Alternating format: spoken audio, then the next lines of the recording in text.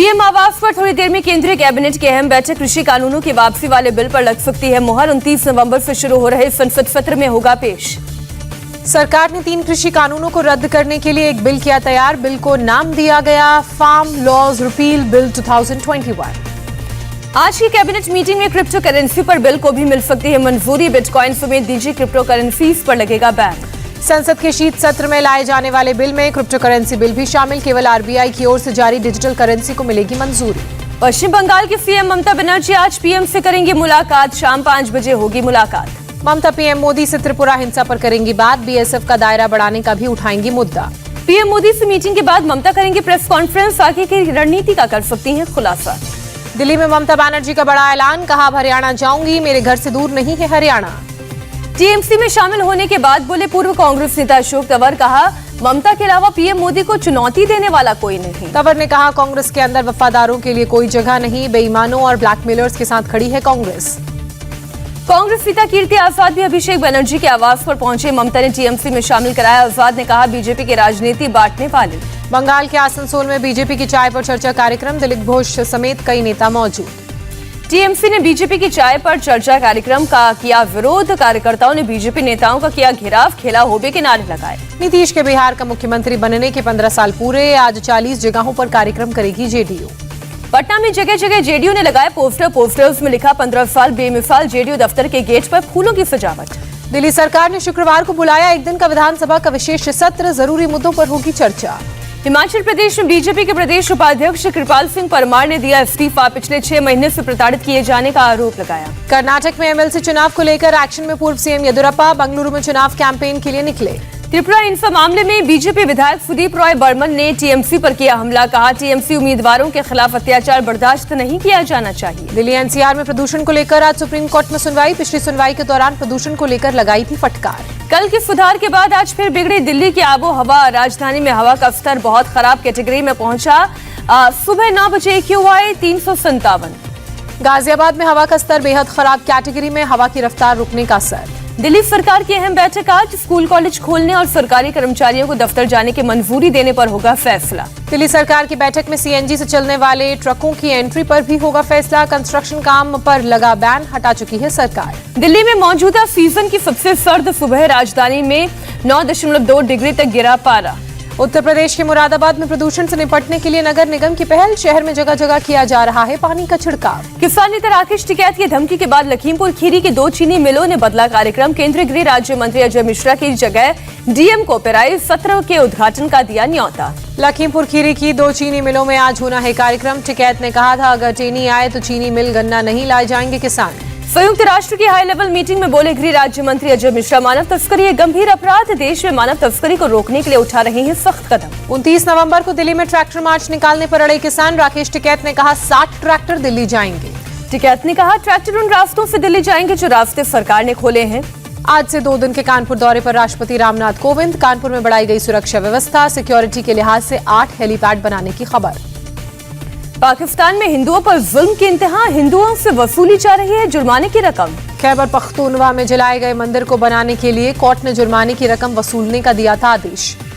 मौलानाओं ने हिंदुओं से वसूले 3 करोड़ रुपए। इलाके में हिंदुओं से जबरन वसूली का आरोप। बीजेपी अध्यक्ष जेपी नड्डा आज तमिलनाडु के तिरुपुर का करेंगे दौरा। बीजेपी के नए जिला कार्यालयों का वीडियो कॉन्फ्रेंसिंग के जरिए करेंगे उद्घाटन। केंद्रीय मंत्री नितिन गडकरी आज 25 हाईवे प्रोजेक्ट्स की रखेंगे नींव। जम्मू कश्मीर के डोडा में मुख्य कार्यक्रम।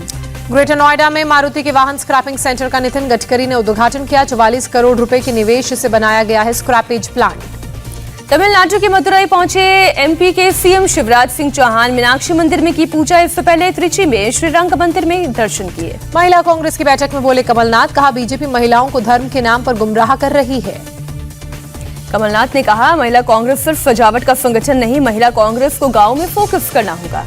हैदराबाद में यूपी शिया वक्फ बोर्ड के पूर्व चेयरमैन वसीम रिजवी के खिलाफ प्रदर्शन। पुतला जलाया गया।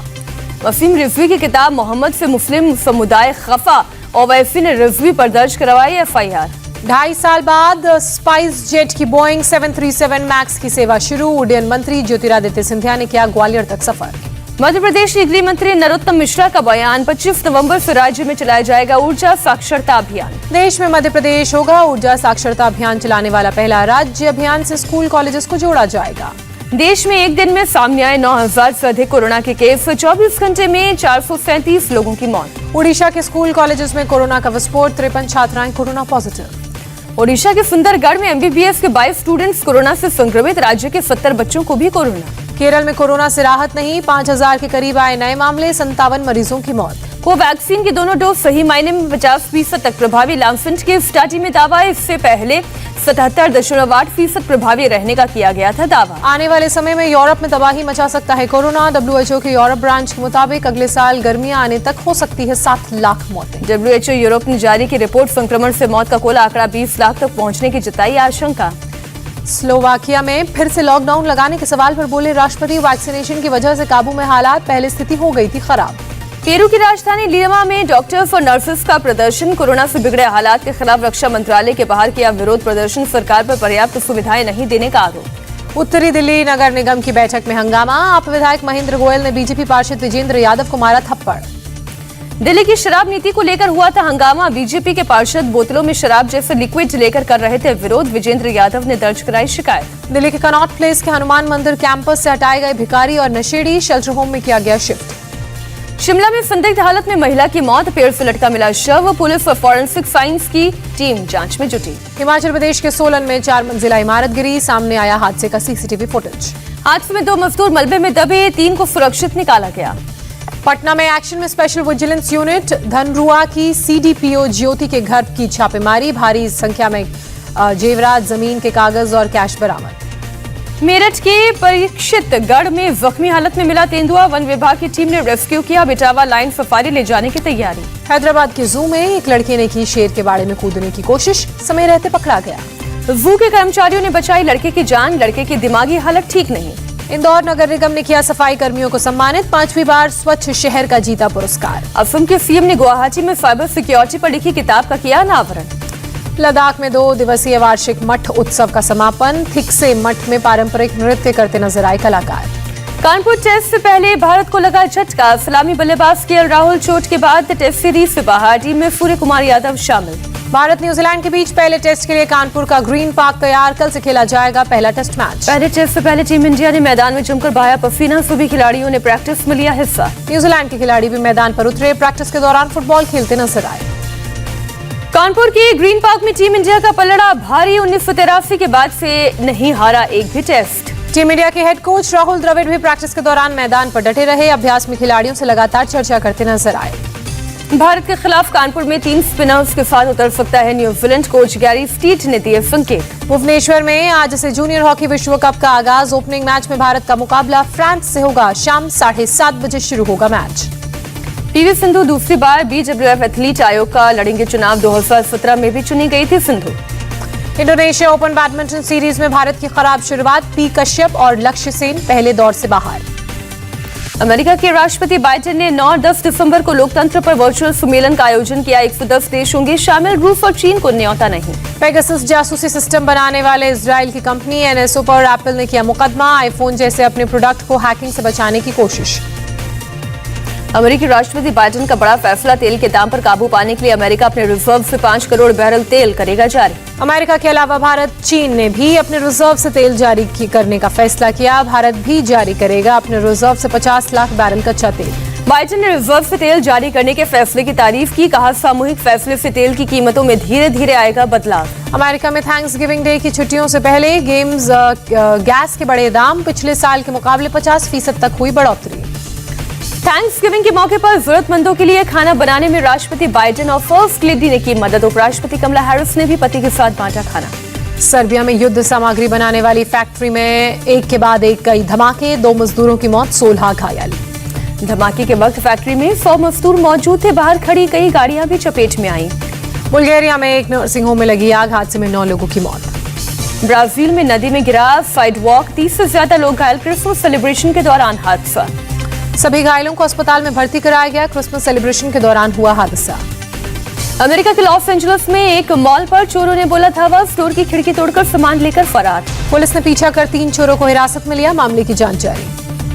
अमेरिका के मॉल में अलग भूमिका में नजर आए सेंटा, लोगों से सावधानी बरतने की अपील करते दिखाई दिए। चीन ने लॉन्च किया नया अर्थ ऑब्जर्वर सैटेलाइट, सफलतापूर्वक कक्षा में हुआ स्थापित। सैटेलाइट के जरिए नेवी के जहाजों की निगरानी क्षमता बढ़ाई जाएगी। कृषि और पर्यावरण के क्षेत्र में भी मिलेगा फायदा।